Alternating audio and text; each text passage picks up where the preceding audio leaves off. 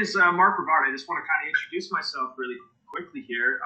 I work professionally as an artist, and I'm considered a skateboard artist by trade. And I kind of got into this world in a little bit of a strange fashion, which I'm going to tell you a lot about. And then today we'll kind of talk a little bit about what our project is and what we're going to be doing here. So yeah, my name is Mark. You guys can just call me Mark. And I want to talk really quickly about the format that we're on. So obviously, it's pretty different. We're doing this online, whereas usually we'd be at the library. So I really want to say thank you so much to Washington County Libraries for really reaching out and putting something like this together and kind of being innovative. It's obviously it's a whole new world for all of us, but we're still creative people and we still want to continue to do really cool things in the community. So that's our goal here today. And as much as I'd love to be standing there with everybody, physically drawing and showing our artwork, we're gonna have to go a little bit different today. But I think this is gonna work out pretty well. So thank you, Washington County Libraries, for really stepping out and doing this with us and providing these awesome programs. And thanks everybody for being here. So the new format here, we're in Google Hangouts, and I just want to give a quick little rundown of how this is going to work so that everybody knows what's happening here. I will be the presenter today, so I'm kind of controlling what we're all going to see and do, and if you guys all don't mind, just hitting the mute button on your screens. That way, we only have one sound at the same time. That way there's not a lot of muffled sounds and so on. So looks like everybody's got that figured out, so that's fantastic. Thanks everyone for doing that. On the right-hand side of your screen here, there's that little chat icon. Let's use that for questions and comments during the program itself. And then at the end, in the next hour and a half here, when we get towards the end, I'm going to open it up to some live comments as well. So then we can actually look at your artwork on screen and have some live conversation. But for the meantime, if you have questions, comments, please just type them in that chat icon. I'm going to keep that open, and I'll try and keep an eye on that as we're working today. So that's kind of really all we need to know. I'll handle the rest. Just make sure you're kind of paying attention there. Keep the mics on mute, and then comments, questions right in that chat section, and we're good to go. So yeah, that's what we're dealing with. We got the Google Hangouts today. We're going to actually be putting together a skateboard art piece today. So it's a pretty cool program. The supplies. Now, everyone should have gone over to either RH Stafford or the Cottage Grove Library. One of the libraries, I'm not sure where you picked it up, but you should have picked up a supply package. So I want to make sure everyone first and foremost has everything they need in front of them today. So with that package you probably got several things in it. For one, you probably have a few of these. These are your templates. And I'll tell you a lot more about these in just a moment. So you want to make sure you have that ready. We're going to be using this quite a bit today. This will be kind of the primary drawing pad that we'll be working with today. So you should have some of those in front of you. I believe you have at least 3 or so. And then you also have a pack of these. And this is a really cool pack of Sharpies because it's the twin tip. You've got this the ultra fine side and the fine point side here. Very important pens in here, and I'm going to go over these in detail in just a little bit as well. I just want to make sure we all know what we're looking at. And then, of course, you will have one of these. Your skateboard. So your blank skateboard, the wood grain bottom side. This is the side we're going to be making that artwork on. And again, I'm going to go over quite a bit more of that once we get to the point of actually drawing on the skateboards today. So now that you have those 3 major things, those are definitely the 3 things you really need to have in front of you. Now that you've got that, the goal today, what we're going to try and accomplish today, number 1 is I just want to tell you a little bit of my story, kind of give you some background about who I am and how I ended up in this kind of unique job position of being considered a skateboard artist. It's definitely not something I even knew was a job at one point. So, I'm pretty happy to be able to do what I'm doing, and I want to share some of that and some of the insights about how I was able to kind of create the career I have, what it means to be a professional artist, how really we come up with ideas, and just kind of the value and power behind creating artwork. I mean, that's really a powerful tool, I think, being creative, that we all have. And once we learn how to harness that, it's a pretty impressive thing. So the goal today is going to be come up with an idea, number 1. That's always the hardest part, is what ideas do we want to put into the world? When you're creating a piece of artwork, you're telling the world a little bit about yourself. You're sharing a view, an opinion, a story. So much of it is personal. So much of it can be so many different things. And it's a very, very powerful thing, like I was saying. So coming up with a good idea is one of the hardest parts of creating artwork. I really believe that. Like, I truly believe we can all draw anything. Drawing is the easy part. It's the ideas that's the harder part. So we'll start with that. We're going to start pretty heavily on just kind of coming up with concepts. What do we make? What do we want to say to the world? That's a really awesome ability to be able to do something like that. So we'll start by coming up with ideas. Then we're going to sketch them out on these templates. These are rough drafts. We'll sketch there. We'll kind of see what that idea looks like visually. And then we'll transform that onto an actual skateboard. And by the end of this, the goal will be that we've created a masterful piece of artwork on our skateboards. And there's also a pretty cool opportunity that I'm putting together where we have an online gallery that I'd like to invite everyone to submit to. So it's something to keep in the back of your mind as you're working today, is that we will actually be able to showcase our artwork in the public realm. Of course, it's going to be digitally because it's 2020 and that's how we roll these days. So we're going to digitally create a student art gallery. And that's something I'll show you as we get further down the line today as well. So those are the goals. That's kind of what we're going to do. But instead of me just talking to you for hours on end here, I kind of have some things I want to show you. And one thing I did a few years ago, I was very fortunate to be featured on PBS on a show called MN Originals. And it's a show that showcases local artists and so on. And they did a really great job, I think, of kind of giving an overall broad idea of who I am and what I do for a living and some of my artwork and projects. So without further ado, I'd like to just kick it off by playing that's a little documentary for you. And I am going to do that right now. So just hold tight and it'll come up on your screen in just a second.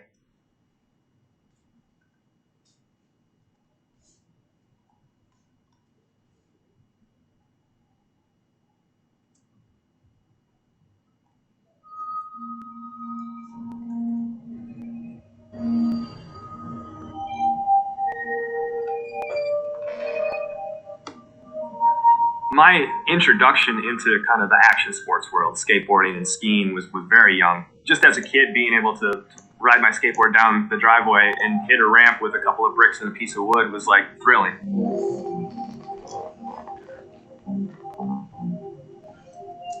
In 2003, I was skiing in Colorado and I blew out my knee and had to move back to Minnesota from Colorado. I was, lived out there as a ski bum, and my first major knee surgery was completely debilitating. I ended up having to move in with my mom. I was living in her basement, and I picked up my first board and I painted that white, and I grabbed a Sharpie and drew the Minneapolis skyline with that. And from there, I started drawing more and more boards and working with a local skate shop, and it turned into drawing hundreds.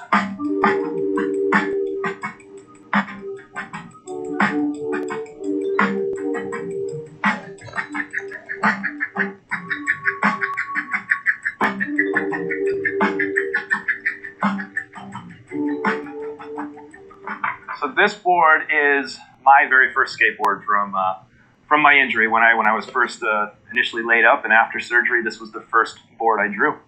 It started it all. That led to this one, which is a little more refined version, very similar. Again, it's just all black, ultrafine. This is the one that's gone very commercial. It's probably the most well-known of my artwork.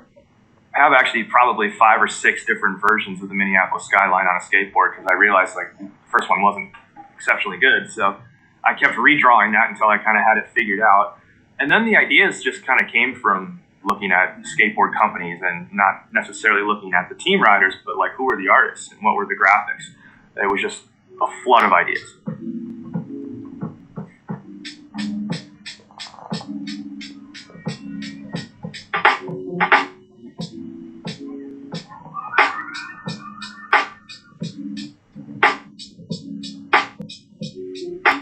I was drawing with all kinds of different mediums, but after trial and error, you start to realize that the marker, the Sharpie, that's the one that worked the best. And the ink was was manipulated in ways that you could kind of work it almost like a paintbrush, but it stayed on the board is the most important part. So it was kind of necessity that was the marker I stuck with and continued to work with.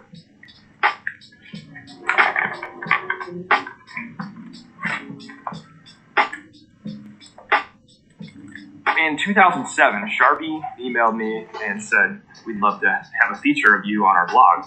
And I started peppering Sharpie with ideas about how they could use artists as endorsed athletes in a sense. And then they started sending me a couple pens here and there.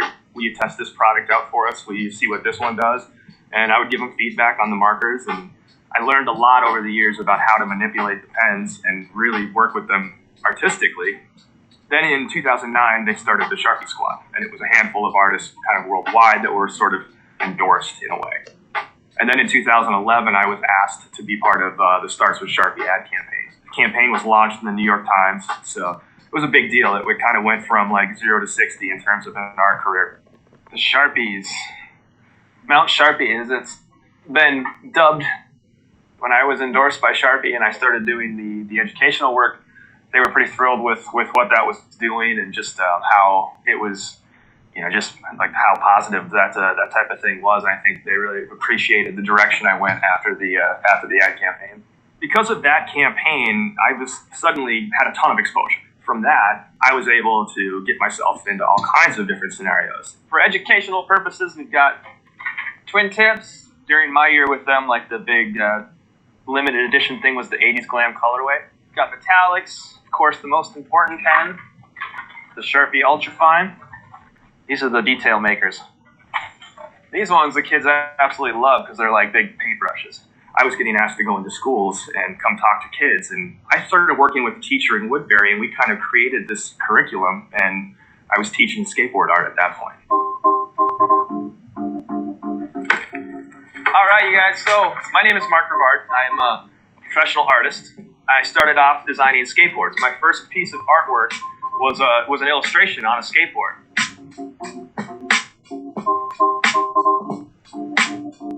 I work with students all over of many different organizations, and what I do is bring blank skateboards and Sharpies to kids and have them create artwork. The biggest thing it means to be inspired. Like, what is it? What is inspiration? What does that even mean? We talk a lot about opportunity. We talk about what the idea of being inspired is, how certain inspirations can turn into a career. It's that emotion that gets you to want to do something. It's the thing that makes you want to go skateboarding, I really am inspired by this art. This art thing is interesting to me. This is something I could do and pursue and have maybe have a chance at, Over time, it developed into a lot more structured curriculum-style programming. Because of the curriculum we had developed, it was working, and it's been incredibly successful. Now I've been all over the country, all over the world, and the kids are really excited about what they're going to create. When they walk out of the room with a skateboard under their arm, they feel very empowered. And that's kind of been the basis for why the programs and Rivard Art Education in general has experienced the success it's had. In this board, I think for cohesiveness, you probably want that figure right there, and then yep, right towards the middle there. Yeah. There's nothing I could have done that would be more important for me personally than Rivard Art Education. I mean, that was what transformed my whole purpose for creating art.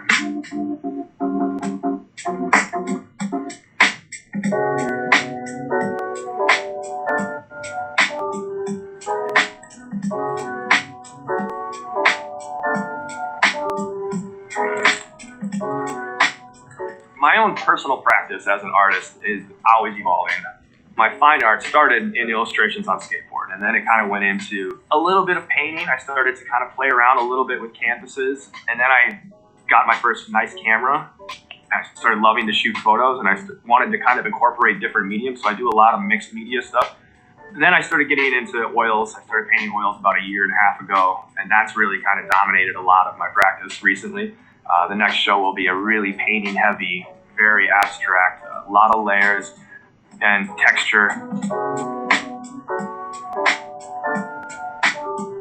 From a fine art perspective for me, it's changed so much. I get ideas in my head, and then I kind of roll with that for a while, and I'll create a series based on that. It's fun for me to continue to see where it goes and how it develops.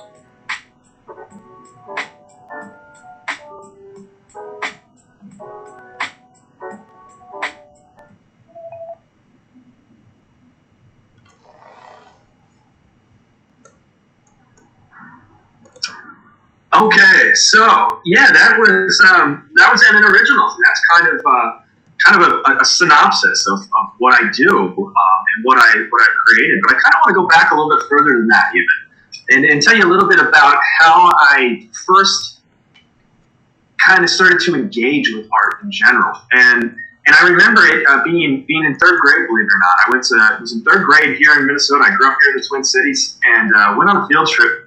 As probably a lot of us have, to the Minneapolis Institute of Arts. And I remember learning in school about Vincent van Gogh. And I'm sure we've heard of Vincent van Gogh. We've all probably studied him in art class or seen his pictures on the wall in the art room. And I remember thinking there's something about his story. Obviously, Vincent van Gogh has this very wild, crazy story. And as a third grader, that was just insanely fascinating to me. Kind of just a wild thing to hear about.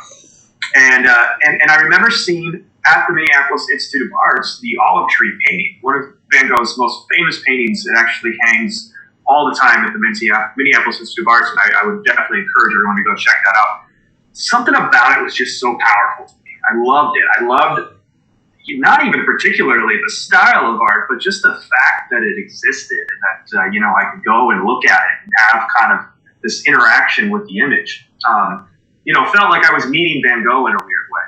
And I really liked that. And ever since that experience in third grade, and to this day it stands out to me, art always had kind of this thing in my head that I was curious about. I was always interested in it. I always wanted to pursue it further and learn more about it and practice it, and a lot of different things. And then as I got into high school, to be very honest, I was a pretty terrible student. I didn't do great in school.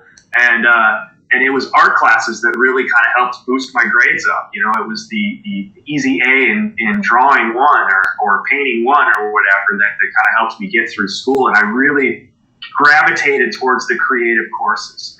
And so I kind of always knew inherently I was a creative person. I always enjoyed that. But I was also an athlete. And I grew up skateboarding. I grew up skiing and competing in ski contests and doing extreme skiing contests a little bit later as an adult. And doing free skiing type things and being out skateboarding in Minneapolis all the time, my whole life. And so those two worlds kind of dominated my thought process. And then after high school, I moved to Colorado, and that's where I skied pretty much predominantly. I kind of forgot about art for a number of years, and then had a really significant knee injury. When I crashed, I was kind of stuck on the couch for about a year, going through knee surgery and just recovering and kind of had to rethink how was I going to make a living, because at the time I was really more or less making ends meet by being on my feet and being a very physically active person in athletics and things like that. So suddenly that's taken away from me, and you have to kind of think about what's next. And at this point, I'm an adult. I've got to make a living. And I remember very distinctly laying on the couch one day, and I had just serendipitously sitting next to me a black ultrafine Sharpie. And I thought, I'm so bored. This is pre-Netflix, pre-YouTube. I didn't have any video games. I had like 4 DVDs to my name. And the boredom was just overcoming. And I thought about what I enjoyed in high school and remembered really liking art and really engaging well and having sort of a therapeutic experience almost in drawing and painting. So I decided I was going to draw. And I just so happened to have stacks of old skateboards that were kind of laying around my basement. And I picked one up. This is the board right here. As a matter of fact, this is kind of cool because I love showing this board. This black stuff on the top here, I don't know how well we can see it on screen, but this is your grip tape. It's like a black sandpaper, basically. And this board, if you look at the nose and stuff, this thing got skated. I bought this in probably about 1993, 94. Bought it with my allowance. I would go mow the lawn and collect some allowance. And I went out and bought my first skateboard. And again, serendipitously, this was the skateboard. The old deck was collecting dust in the corner of the basement, and I picked it up, I painted it white, and I drew this with that black Sharpie.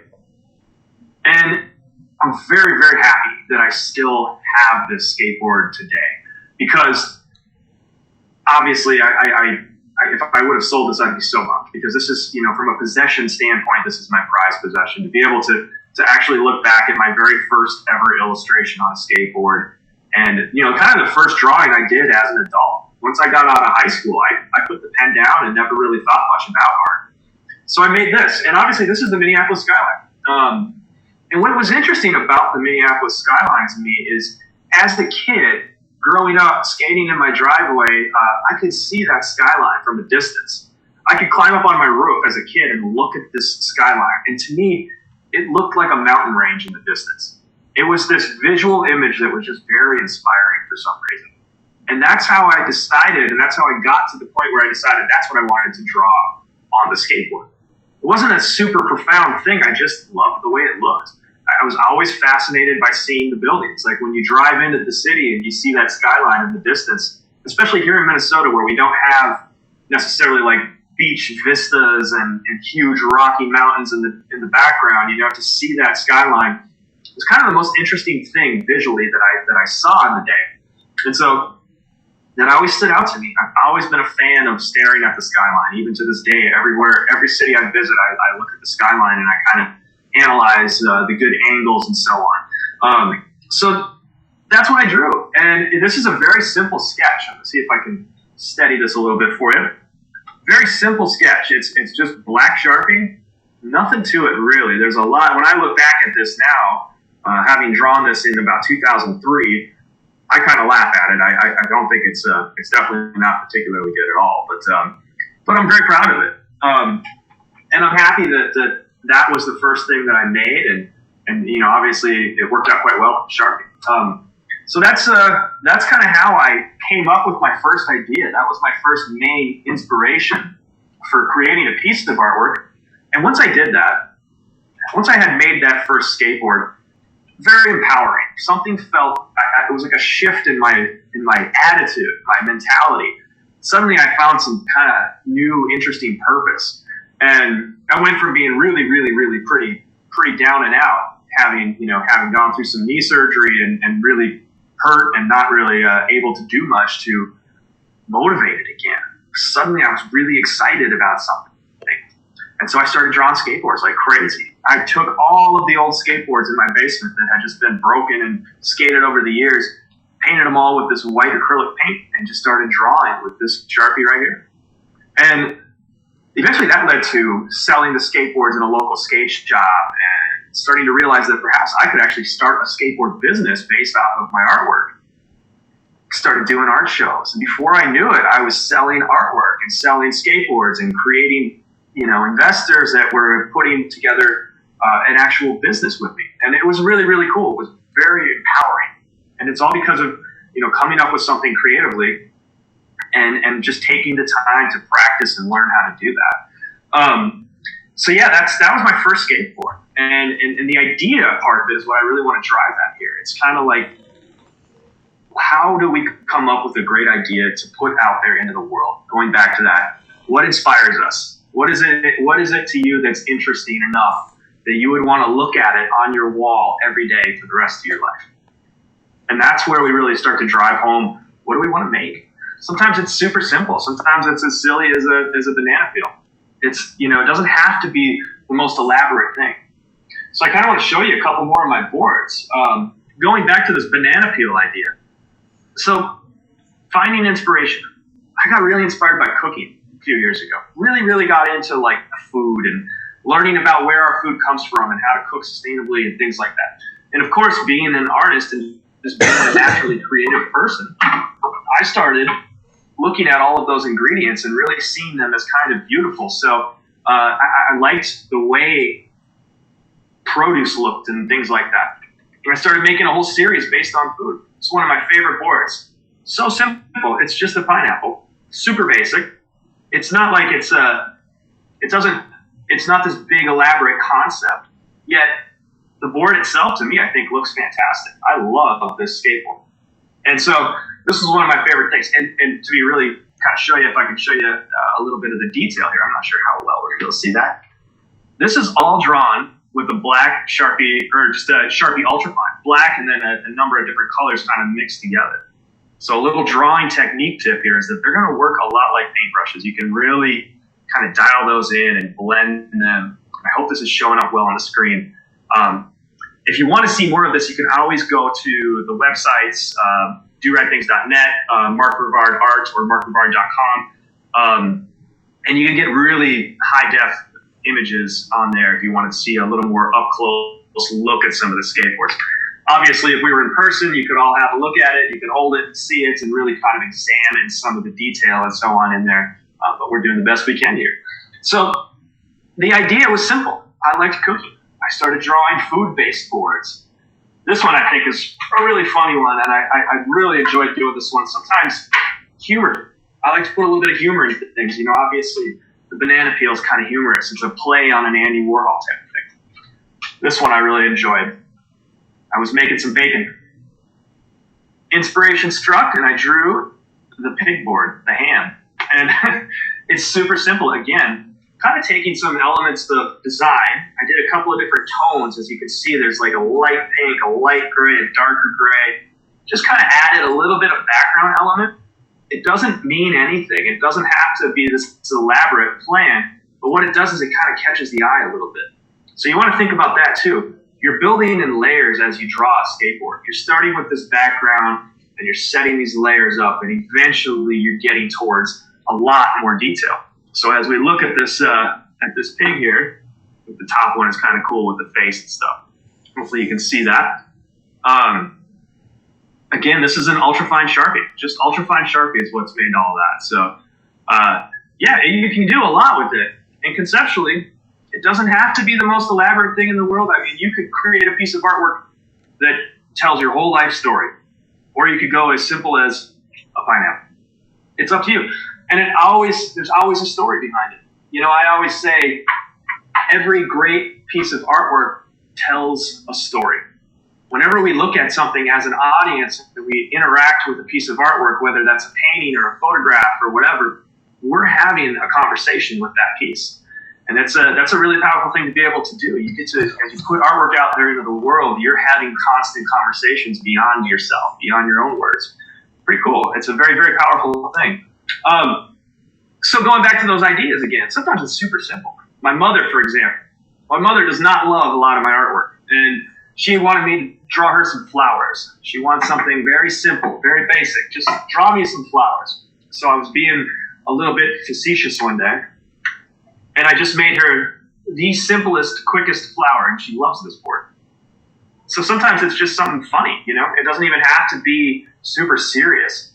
A lot of times as artists, we tend to take it very seriously. And I think that's an important thing to remember. Have fun. Enjoy yourself. Enjoy the process of creating artwork, because it's such a fun thing to do, and it's such a gift. So enjoy it, you know? Let the mistakes come out too. This board is terrible by all accounts, but I think it's pretty cool. I still really love it. It's just basically crayon and chalk, and I just scratched it together. Super, super silly. But my mother loves it, so made her happy. I gave her that one for Mother's Day.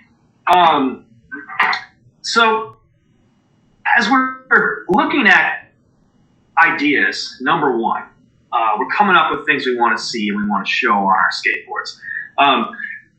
The hardest part, of course, is you know, what is that idea? But I want to try something. I want to give you a little test, if you will. Let's say, for example, hypothetically, I have this is a hypothetical stack of cash, okay? There's $10,000. So let's just say, for example, I am handing Dana Beebe, here's $10,000. Anna Perez, $10,000. Adrian Perez, here you go, 10 grand. Let's see, we got Haley, $10,000. Josiah, here's 10 grand. Kate, 10 grand. Everyone gets $10,000. I just Venmoed you all $10,000.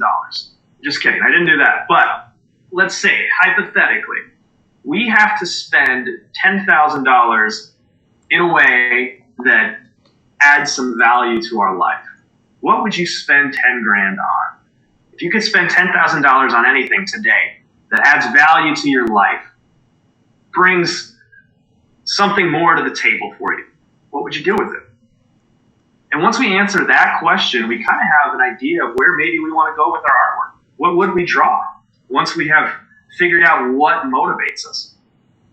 For example, I oftentimes look at like travel as a big one for me. I'm very fortunate. I get to travel quite a bit, and I often take trips and go places specifically just to learn about the culture and so on. And in my opinion, spending money on travel is never a bad investment. You're learning so much. You're getting inspiration from so many different things. You're meeting new people, new cultures. Travel's a great one. So let's say somebody wanted to travel to Paris. The Eiffel Tower is an obvious one, right? The Eiffel Tower would be now we have an idea. Maybe we draw the Eiffel Tower. Or let's say we're traveling to Japan. Maybe we draw some sushi. We make a sushi skateboard. Who knows? It's sometimes as simple as that. Sometimes it might be like, I really want to tell a very elaborate thing. Go for it. So that's kind of, the $10,000 question is a good way to drive at who are we, what are we interested in, and what do we want to bring to the table. Knowing that we have this very powerful tool of being creative artists, how do we use it? And we'll do that today through drawing on a skateboard. It can be as simple as that. So let's warm up. First things first, let's talk a little bit about what's in front of us. Everybody's got this, okay? Now, on the back of this template, let's everyone grab one template, flip it over. Put this template down on the table in front of you.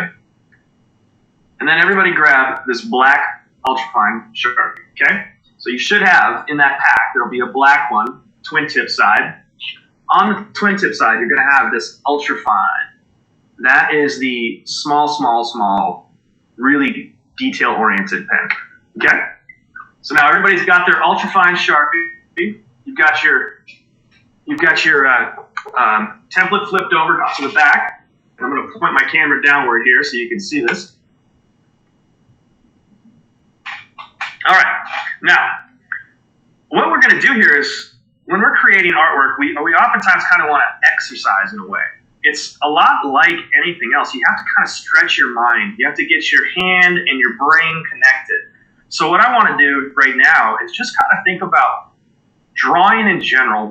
How do we draw what we want to make? And the first thing I think about is whatever that is, whatever you see in your mind as what you want to create on a skateboard, ask yourself, what's the most basic shape? What shape is that? Let's use a bicycle as an example. Now, we all can picture a bike in our mind, right? I'm going to come back up. We can all see that bicycle, right?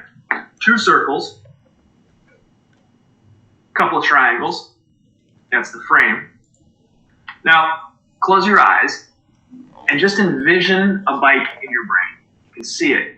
Two circles, couple triangles, very basic shapes. Ignore the detail. Don't even worry about the details at all. Now what we're going to do with this black ultrafine, we are going to, hang on one second, I'm getting my bearings correct here. We're going to close our eyes completely. So right now, my eyes are closed. I'm staring at my ceiling. And what I want to do is just start sketching the basic shape of a bicycle, just to kind of get my mind around the idea that there is basically nothing I can't draw if I can picture it in my head. I know the shapes, right? I'm trying to draw kind of the frame right now. I'm blindfolded right now. I'm not looking at this. Totally blind. And I want everyone to try it. Give it a shot. This is getting our hands and our mind warmed up. We're putting our brain in connection with our hand right now. Frame, back of the frame. I'm probably way off base here. Who knows? Blind, back wheel, a couple of circles. I'm going to try and find my way back up to that front wheel. See if I can get that a little bit better. That frame again. Maybe the seat. Little seat. I don't know. I have no idea where I'm at. But what I'm doing is I'm running the pen all in one line. You notice the pen never leaves the paper. Still blindfolded. and I never stop moving it. Just keep it down. And what I'm doing is drawing basic shapes. All right. Now, let's take a quick peek at that for you. Pretty terrible bike, right? It's basically a scribble. So, right? So we scribbled up a very, very simple, terrible sketch.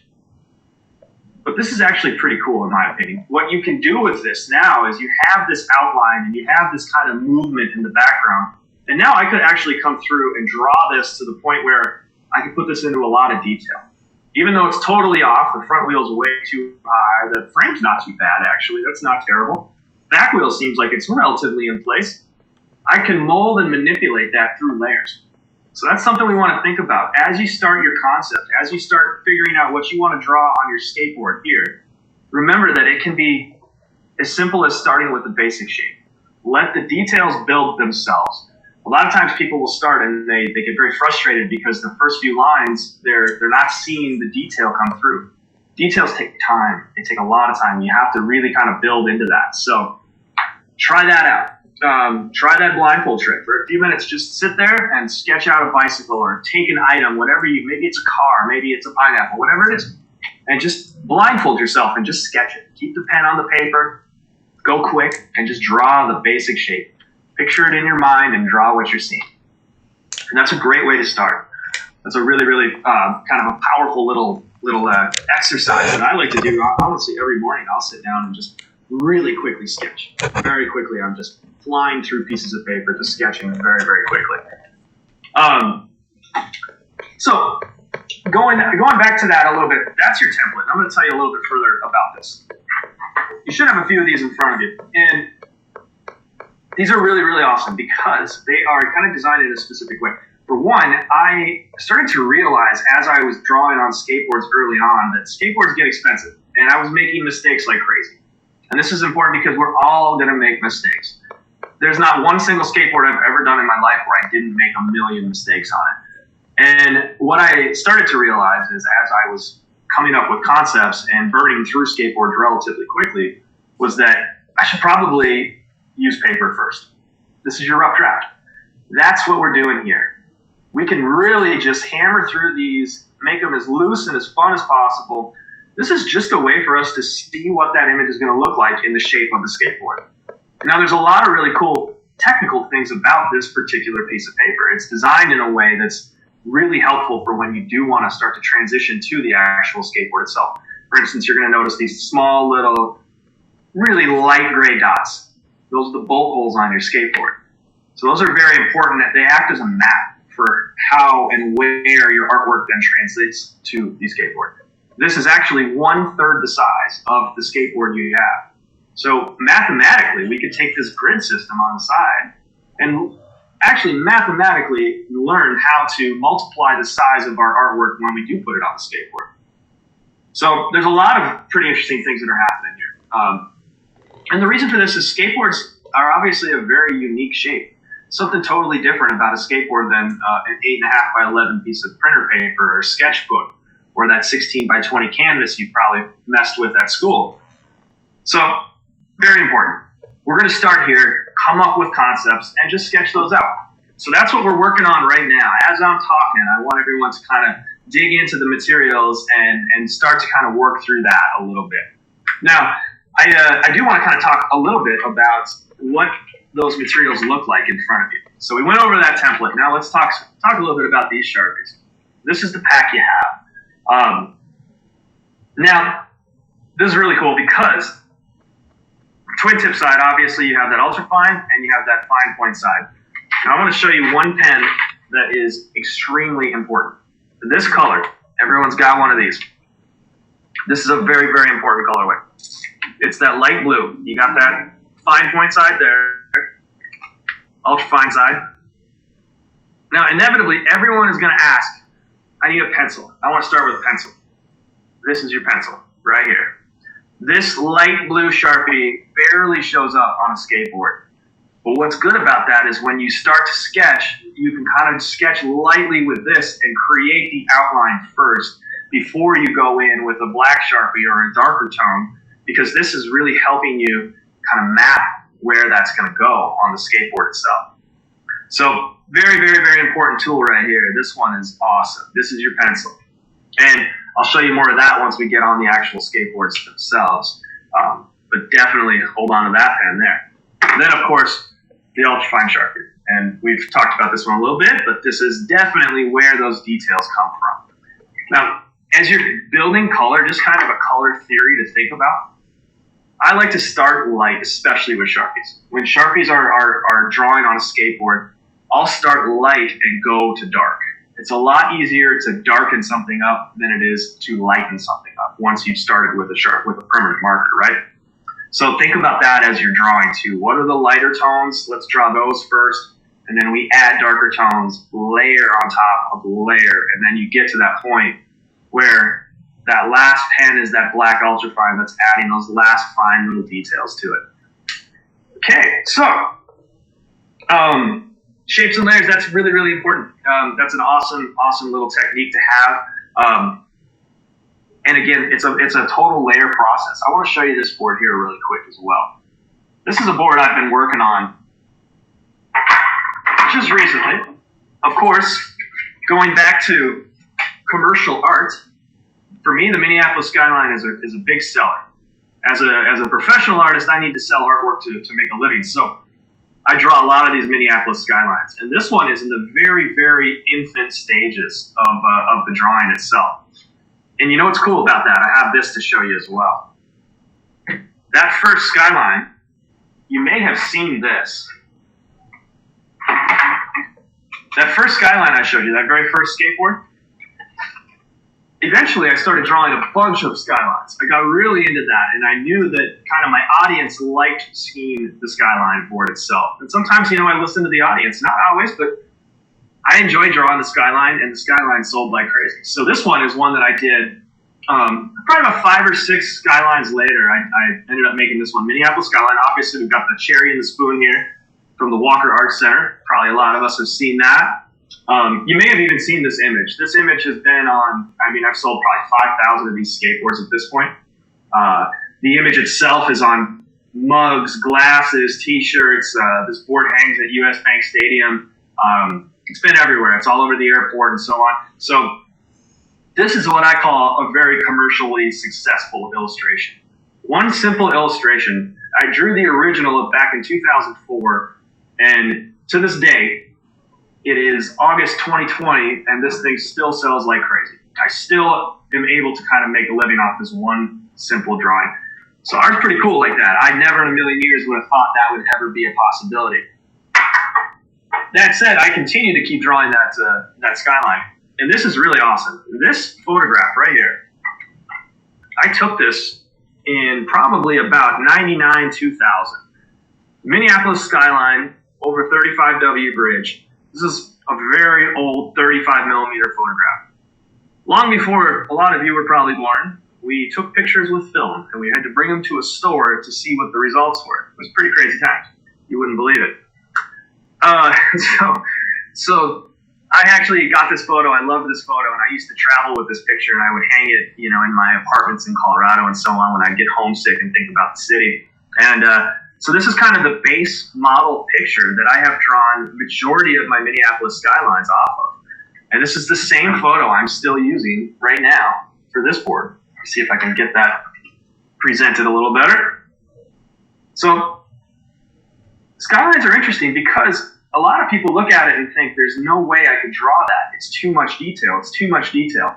And that's kind of what I want to show you right now. The detail itself is more or less irrelevant. We're going back to that basic shape type thing. The basic shape type thing is like this building right here. It's just a square with another square next to it, a little bit of a rectangle, and then another layer and another layer. And before you know it, we're creating tons of different layers that add up to a lot of detail.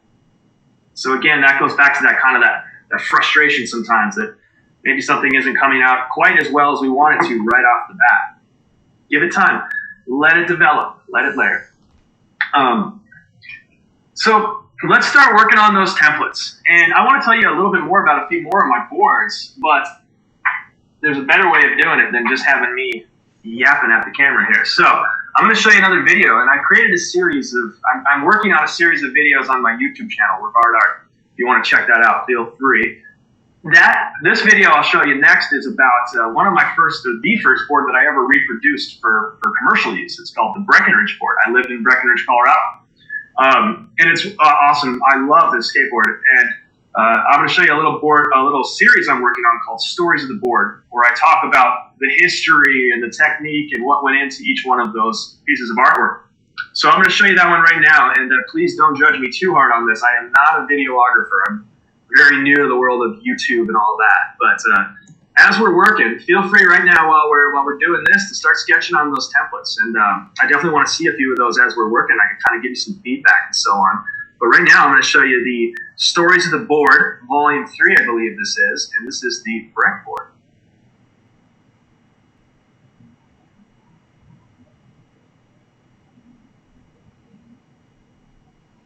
What up?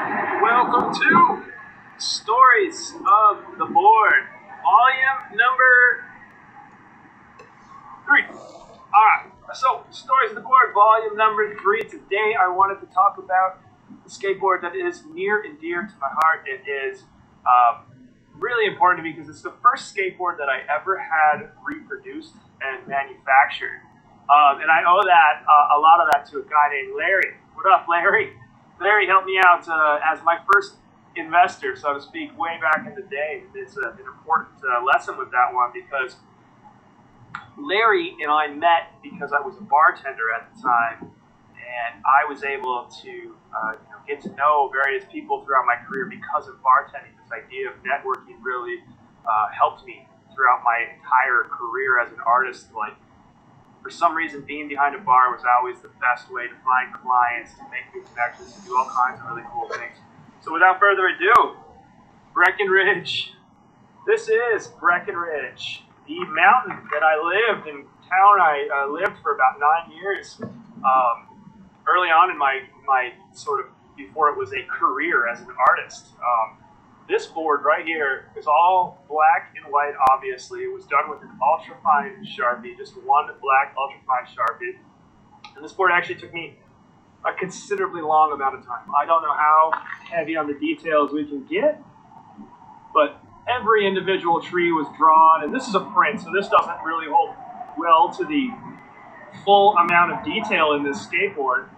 But I'm really proud of this one. I love the way it turned out. It was a place that's obviously near and dear to my heart, and it's important because not only was it the first skateboard that I ever reproduced and kind of solidified this idea that I could potentially have a skateboard business and make that even more of a career than just selling original fine art. It also was just a place that really kind of changed who I am as a person and kind of the lifestyle I lived and just what I really envisioned as what I wanted for myself. So anyway, this board started off by a view up on what's called Boris Pass Road, and I remember going out to that view relatively frequently. I'd go up there and just the same time every day, between about 1 and 2 in the afternoon, late winter. It honestly took about 3 or 4 winters to finish this skateboard because I was looking for a certain natural light. I wanted the mountain to look a certain way, so the weather had to be right. It was really a collaboration with nature on this one. It's pretty cool in that sense. But needless to say, when it was finally finished, it's probably 20 or so hours of actual drawing. This is probably one of the more in-depth, longest drawings I've ever made.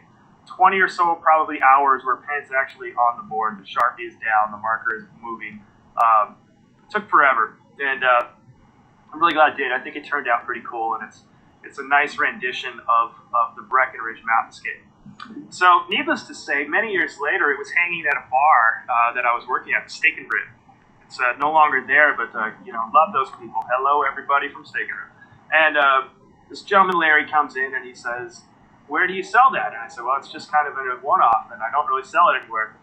And he decides, "How about I give you a couple bucks, you go figure out how to make 300 of those, and sell them at the stores around town."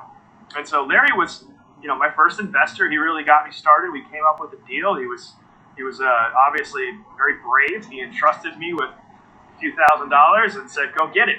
Pay me back. You can sell these." And I did. And so Larry, I owe a lot to Larry. That was really cool what he did for me at that point. And it was a really successful deal. This ended up selling, I think, 12 different shops around the town, just kind of as a tourist item at the time. And it sold like crazy. It was awesome. It went like gangbusters. I should probably keep that up. If anybody in Breck wants to take on this project of being the sales manager, we could strike a very lucrative deal. Let me know. Anyway, I loved it. It was very classic. It's old in my repertoire. This goes back to, I would have to say, before 2007. I would say I finished this skateboard somewhere around 2005, give or take. I had my first ever press in the Summit Daily News. It's a newspaper in Summit County, Colorado. And that was the first time I ever had press, and I started to show skateboards at nightclubs and bars and restaurants around the Breckenridge area. So this board really sort of it was really that transitional period where I went from hobby to really kind of, thinking of this as a profession and really thinking of this as something that was actually valuable, that could have a real true future to it. So, Volumes of the Board, or what is this show called? Stories of the Board, Volume 3. That's the board, Breckenridge Mountainscape. Still love this skateboard, and I'd be really, really stoked actually to kind of continue to reproduce it in the future. Who knows? We shall see. So, all 100% Sharpie black ultrafine. Really, really proud of this board. It did really, really well for me. I mean, it was a really significant board for me personally, because it definitely kind of helped me turn the corner and start to think of this as a job and think of it as something I was a professional at. And I always got to give Larry a lot of credit on this one, because he definitely took a big risk on me and said, "Here's some money, go get it, kid." And that was very brave of him, and much appreciated on that. So, Stories of the Board, Volume 3. We got Breckenridge, Colorado. Lived there 9 years, had a great run in Breck, and absolutely love this skateboard. Very simple, very natural landscape, and a lot of fun to draw. This one took forever, but enjoy the process. And you never know. Moral of the story, network. If it wasn't for networking, if it wasn't for my years behind a bar and in restaurants and in front of people, I don't know if I'd be where I am today. So, there you go. Stories of the Board, Volume 3, Breckenridge. Have a good day.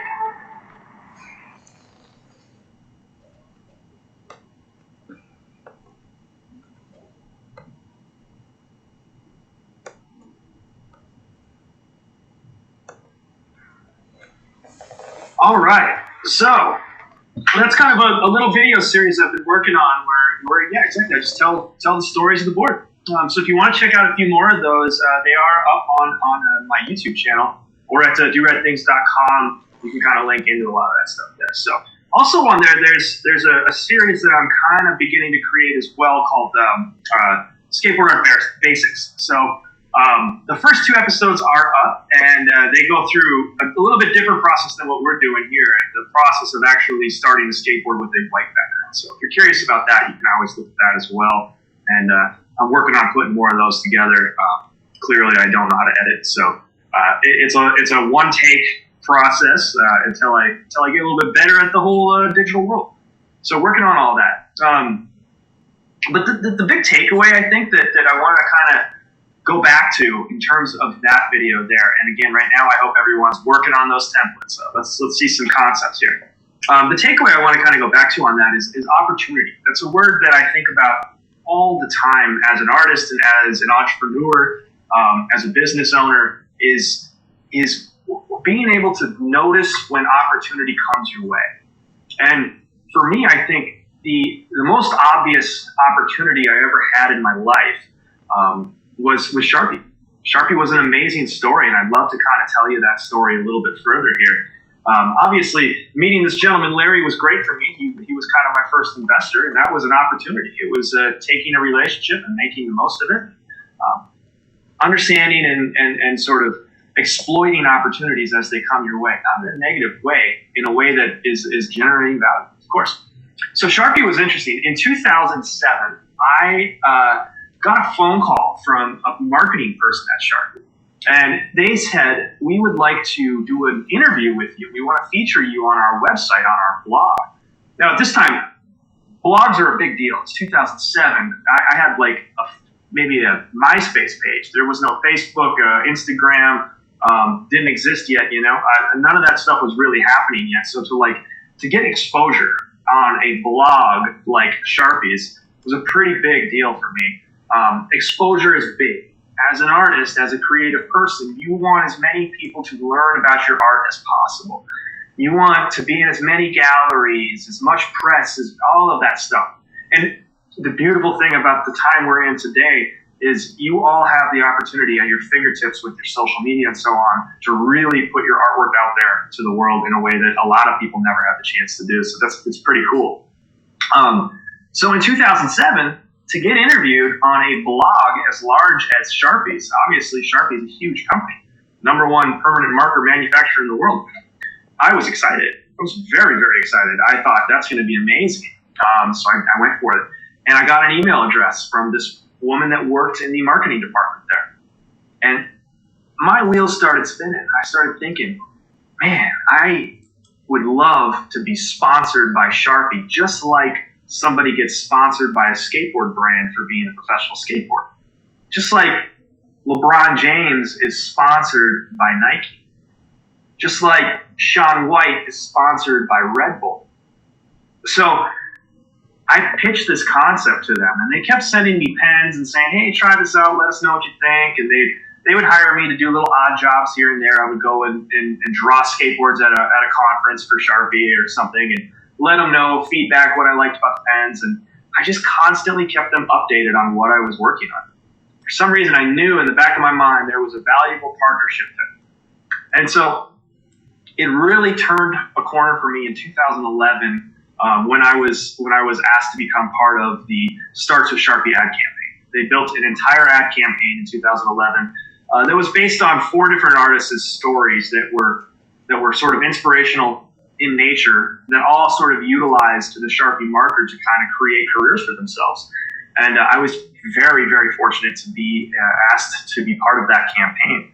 And that was a very, very big deal. It was nationally televised commercials. They made a little documentary, kind of about my life and put me on TV, and I was doing radio shows and selling artwork like crazy. And again, this is that, as Andy Warhol would say, that 15 minutes of fame. It goes back to opportunity. I had an amazing opportunity, and I knew that my 15 minutes of fame was going to end at some point. It always does. How was I going to continue that momentum? How do I make the most of this opportunity? That's what I kept asking myself. That's what was keeping me awake at night. And I had started speaking at a lot of schools. I started going into elementary schools and high schools, and before I knew it, I got invited back to my old school where I graduated from. And I swore the day I graduated I would never step foot in any of those schools ever again. And now I was back there to tell my story, and that was very, very inspiring for me and very empowering. And I created kind of the educational programs. I had the interest of Sharpie markers. I had access to skateboards. Taking these opportunities and combining them and finding a way to continue to build on opportunity. It's so, so important. And as an artist, if you can have not only that creative mindset, but also a little bit of that business mindset, you have so much potential. You will open yourself up to so many things in life if you can always be thinking about, what can I do with this? How do I show this to somebody? How do I say this thing to somebody? How do we create these opportunities? So that's kind of a little off story. Get a little off track from the actual physical drawing part of things here. But I wanted to share that with you because I think it's really, really important. And I really, really passionately believe that if we are inspired by something and we go after it, opportunity finds you. And if you know how to recognize that, you're in a good place. That's a really, really strong position to be in. So think about that as you travel through life. And that can be anything. Obviously, I don't anticipate everybody here becomes a skateboard artist, but whatever your interests are, you can translate that same concept to anything. So, definitely think about that as you move forward. Now, we should be kind of hacking away a little bit at some of these. I obviously haven't, but sketching on these. Let's see where we're at. Let me know how everybody's doing there. And feel free to write in those comments in that chat section on the right there. You're working on those templates. We're coming up with ideas. Once we have a great concept down, once we have that down, then we're going to translate that to the skateboard. Now, obviously, I'm not standing there with you to kind of go through this, but I want to give you some perspective on what these boards are. I'm going to back up a little bit here so you get a better view. Now, we need a little info here because, believe it or not, it's more than just a little piece of wood. There's a lot happening here. And the more you know about that skateboard, the better off you're going to be when it comes time to really attack that and start putting the artwork on it. So let's start with the super, super, super basic stuff here. Top, bottom, tail, nose, okay? Now, the top of your skateboard, it might not be wood grain like this. It might be a dye or something like that. That's totally fine. The bottom of all of your skateboards is this wood grain color here. The top of your skateboard is where that black grip tape is going to eventually go should you decide to skate it. Now, these skateboards are very, very skatable. This is a professional quality skateboard, exactly the same thing you would buy in any fine skate shop. So you can certainly bring this to the skate shop and have them set it up with the grip tape and the trucks and the wheels if you want to. And I can give you recommendations if you need as where the good shops are to go for that. But you certainly don't have to. You know, I would never skate an original piece of artwork. One of my boards, the original that I actually have drawn or painted, I would never skate that. I put a lot of effort into it, you know? I put a lot of my time and energy into creating that piece of artwork. I don't want to ruin it. If you skate your board, no matter what, the artwork is going to get ruined. It's just impossible to make a skateboard piece of artwork that is completely indestructible if you skate it. So on the side here, you're going to notice there's little lines. This is the layers. This is a 7-ply board. It's made out of Canadian maple. So it's 7-ply Canadian maple. And the reason we use Canadian maple, very, very strong wood. And that's really good when you're skating because if you go and you're going to pop an ollie, it's going to snap really, really well. So Canadian maple is a great, very strong, very snappy, responsive wood. And that's why we make skateboards out of Canadian maple. 7-ply just means it's 7 layers. They're glued together. It's a cold press, so it sits in the press for 24 hours before it's released. That helps it from delamming and things like that. So that's some of the very technical stuff on a skateboard. Now, this is a traditional popsicle stick. That's what we call it. That's kind of the nickname of this shape. Very traditional skateboard. There's a nose and a tail to a skateboard. And that's really important because your nose is what's moving forward when you're skating. As you're pushing forward, that's the nose. The nose goes first. The tail's in back, right? Pretty straightforward. Kind of self-intuitive there. The nose of a skateboard is also slightly larger than the tail. And the reason for that is when you're skating, you want to scoop with your foot. If you're going to go do like a frontside ollie, you're scooping with your foot. It helps to have a little bit bigger nose there. But that's very important for art purposes. Now, on your template, you got to make a decision once your template's done. Does your skateboard hang vertically? Imagine we're going to the gallery wall, or it's going to be hanging in a museum. Is it hanging vertically, or is it hanging horizontally?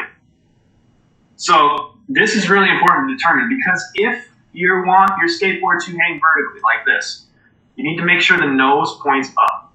And the reason for that is that nose being slightly bigger, we want your boards to face towards your audience, not away from your audience on the wall.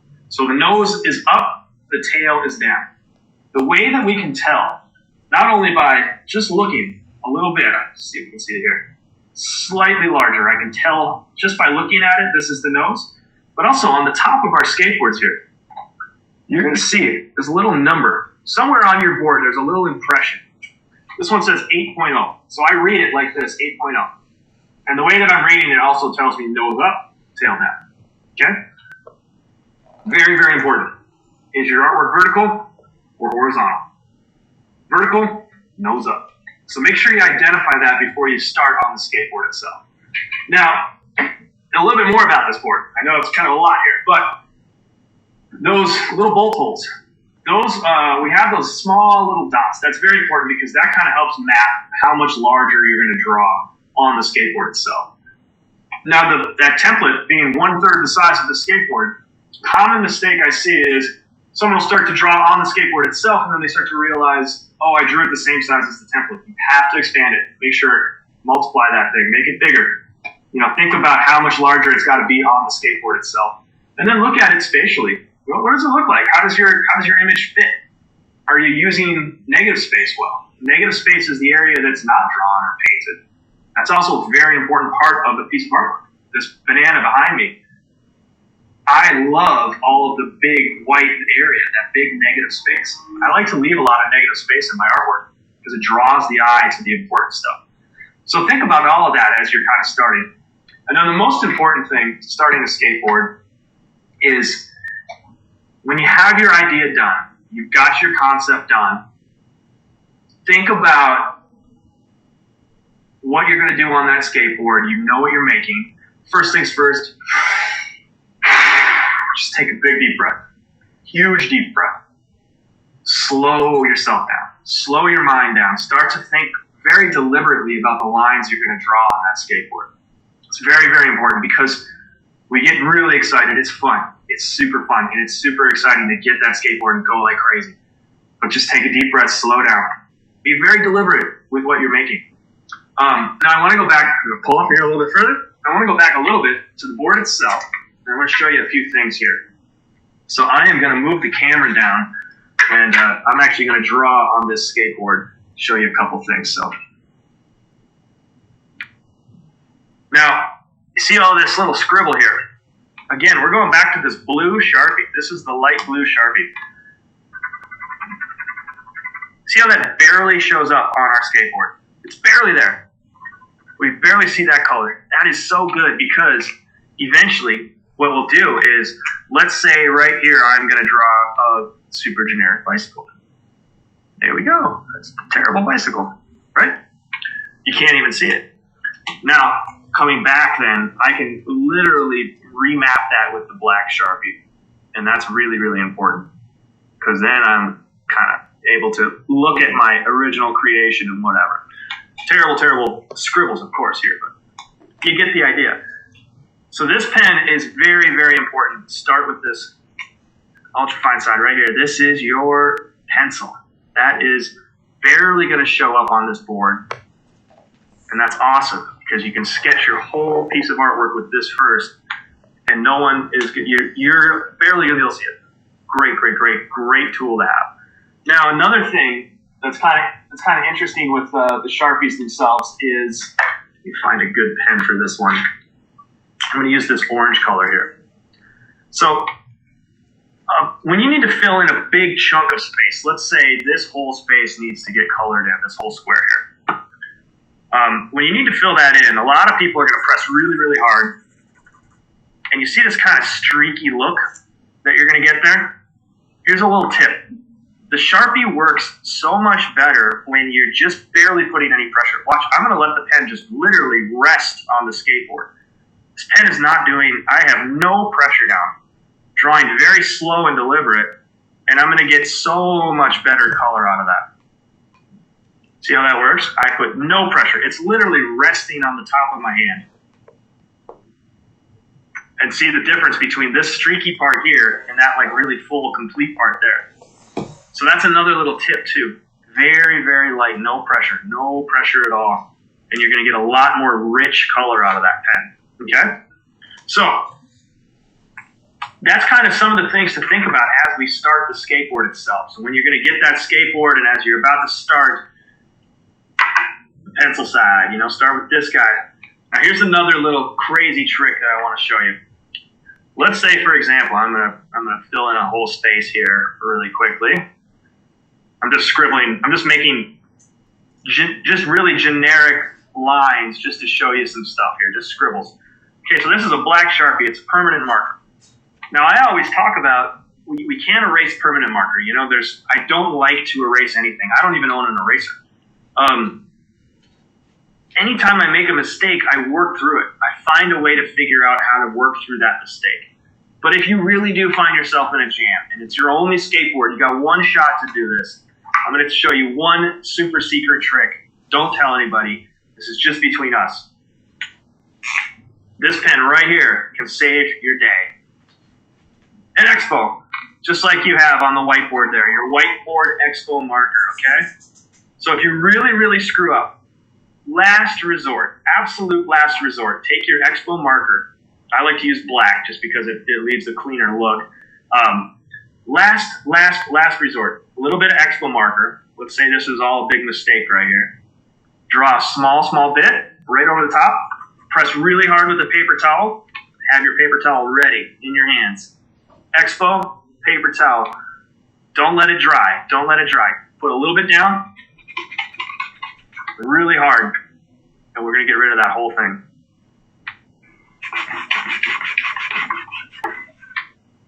We just erased that entire black Sharpie. Okay? So if you really, really screw up, and I mean totally screw up, no way to fix it. Black Expo marker and a paper towel. Try to avoid using any like rubbing alcohol. I know we all have hand sanitizer lying around right now. Don't use that. That's going to end up getting into the wood. It's not going to work very, very well. Okay? So this is the best option for erasing anything. If you really, truly need to, go with a black Expo marker and just a paper towel. That'll do the trick for you. All right. So that's kind of some really general technique stuff there on the skateboard itself. Now, obviously, if we were sitting there together right now, you'd be working on your skateboards, you'd be working on those templates, and I could be kind of more hands-on and showing you stuff and actually showing you some of my boards and some of those techniques. So I'm kind of hoping I'm translating information to you that you can use.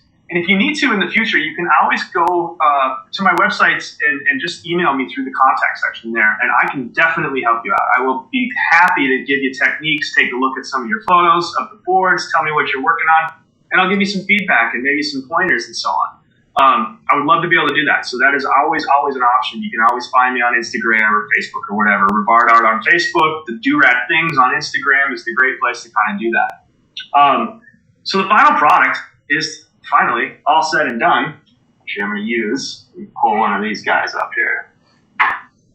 All said and done, you got your final product. Let's say we've been working for the last 10 hours together. We're imagining that. And now we have a completed skateboard. We got this guy here, Alfred Hitchcock. All said and done, final product. You've totally drawn your whole skateboard. You're so happy with it. You told yourself you're finished. There's a little rule. Every time I think I'm done, I'm not. I got to tell myself that 5 more times. So I always add more. Keep going. Right when you think you're finished, try some more, try some more. The more you add, I know the better and better it will get. You'll know when you're done. You're going to get to a point where you're just like, this is it. I got it. But it's never the first time. That's just a little pro tip. Keep going. Always draw more. If you think you're finished once, 5 more times. There's always more to add. This guy right here, this is a finished board, Alfred Hitchcock. Kind of a funny story with this one, actually. I'll do it very briefly. I was in a gallery, and the gentleman that owned the gallery said that I didn't draw or paint portraits very well. He was kind of giving me a constructive criticism. He was saying I needed to work on that. So I took that to heart, and I'm pretty competitive, so I decided I would draw an entire series of skateboards called the Icon series, all based off of these different artists that I was inspired by. And this was the first one, Alfred Hitchcock. And ironically, I'm very proud of it because I drew it all with a black ultrafine Sharpie. And this became commissioned by the Walker Art Center. It's the first skateboard ever sold at the Walker Art Center. So that's a little historical tidbit that I'm very proud of, and it kind of stemmed from a little bit of a harsh criticism. So you can take criticism all the time, no problem. I take it and I work with it. It's awesome. Once you're totally done, though, 5 times, there's nothing else you could possibly do to your skateboard. If you really, really, really are fully done, this stuff's really great. This is just a super basic. You can get this at any Target or Walmart or Michael's art supply store. Just a UV clear resistant. And again, if you have any questions about any of these products, let me know and I can email them to you. I like matte finish. There's gloss and there's matte. Matte really lets the artwork stand out, so that's awesome. And then, just a quick spray of this on the skateboard, and it helps protect the longevity of the skateboard from like the sun rays and stuff like that. If you draw a skateboard with Sharpies and it hangs out in a window and it gets sun on it for 4 hours a day, eventually it breaks down and the Sharpie fades and wears off. This stuff can really help that. One really important pointer though, when you do go to spray your skateboard, spray not close. Keep yourself about 6 inches away at minimum. And anytime you're using a spray can of any type, spray paint, a UV clear, you never stop moving.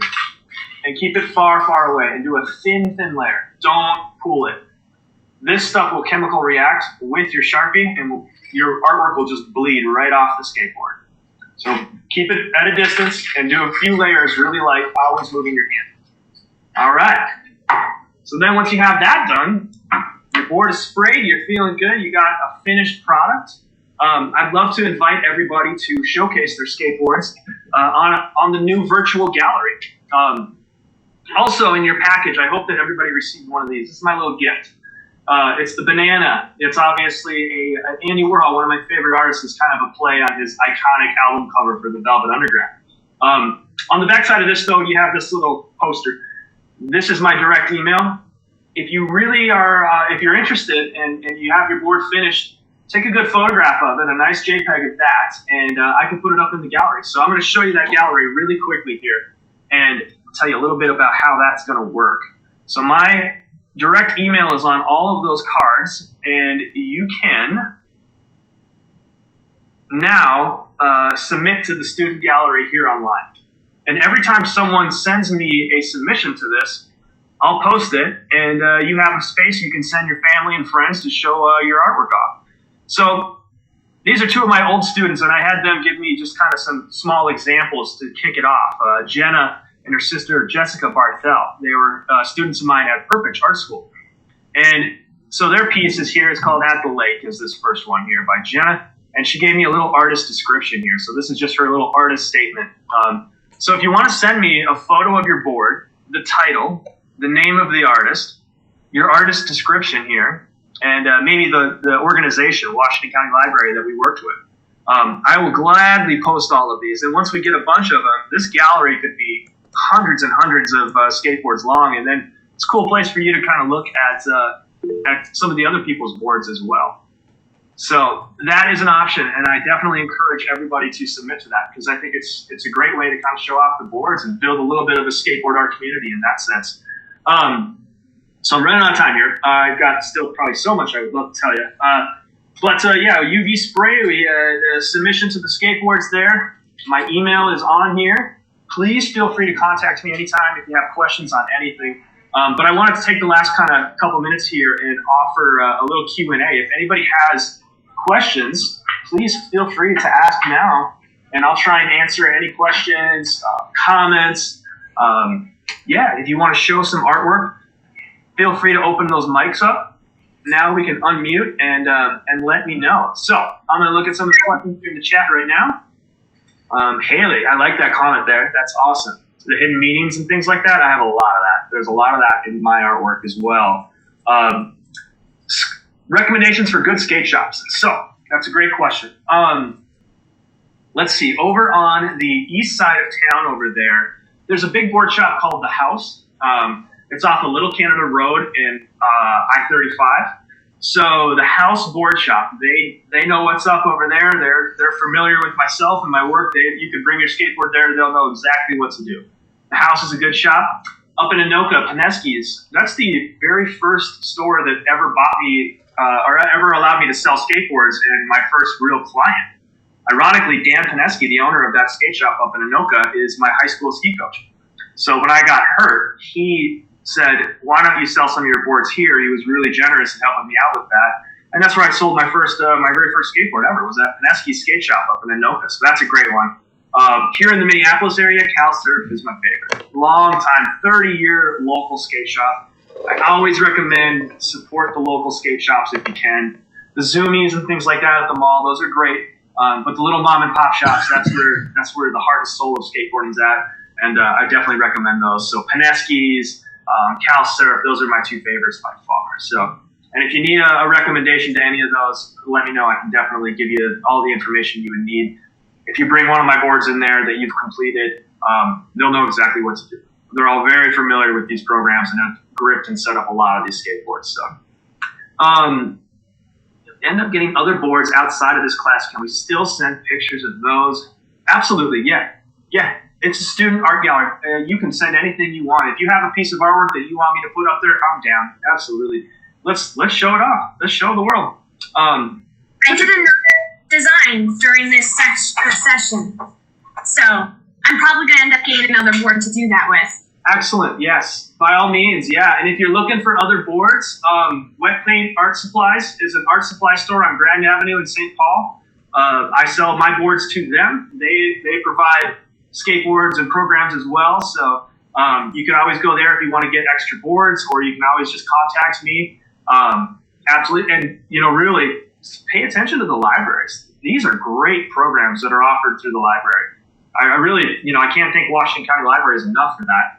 It's such a great deal to be able to kind of work with the library and provide that programming specifically through the library. And obviously it works out well for everybody. So pay attention to those libraries. The library programs are awesome. You know what's the best part about being physically in the library too? When we do the programs at the libraries, I love it because we have so much source material around us.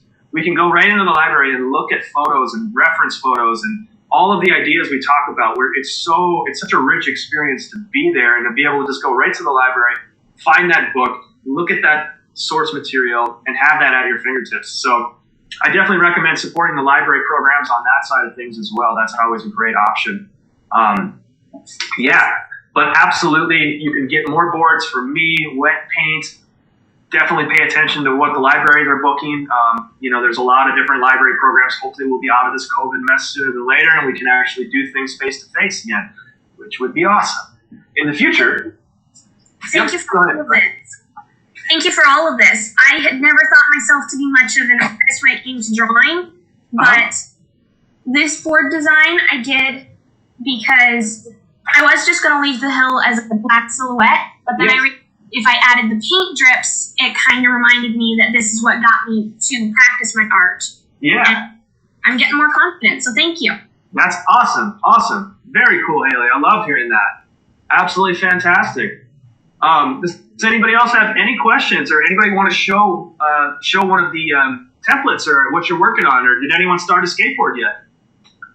I know it's a little hard for me to kind of gauge where everybody's at, not being able to see everyone, but if you have any questions, please feel free. All right. All right, then. Well, fantastic. I want to say, again, a very special thank you to Washington County Libraries, and thank you, everybody, for showing up in a virtual way here. This is really, really cool, and I definitely greatly appreciate it. And good luck with your skateboards. Please feel free to share those with me, and we will get them up on the student gallery if you're interested. You just need to send me 3 things: the photo, title and your name of the artist, and a little artist statement, just one little paragraph that tells us about that artwork. So thank you so much, everybody. I really, really, truly appreciate it. And take care, everyone. Have a great day. Stay safe. Stay healthy. And let me know how the artwork goes.